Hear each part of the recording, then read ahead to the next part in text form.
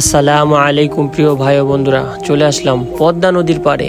আমাদের শরীয়তপুরের সবচেয়ে সুন্দর জায়গা পদ্মা সেতুর নিচে। এখানে এখন পর্যটন এলাকাকেও হার মানাবে। এখানকার পরিবেশটা এত সুন্দর, যে কোনো দেশের পর্যটন এলাকাকে হার মানাতে বাধ্য। সন্ধ্যার বেলার পরিবেশটা দেখেন। ঈদ চলে গেছে আজকে এক সপ্তাহ ওভার হয়ে যায়, কিন্তু এখানকার মানুষের ঈদ যায় নাই। এই জায়গায় গেলে মনে হয় এখন আজকে ঈদ চলতেছে। চারিদিকে দেখেন পরিবেশটা কত সুন্দর, সব মিলিয়ে অত্যন্ত আনন্দমুখর পরিবেশ। তাছাড়া পদ্মা নদীর পাড়ের দৃশ্যটা দেখেন, পদ্মা সেতুর উপর দিয়ে গাড়ি চলতেছে।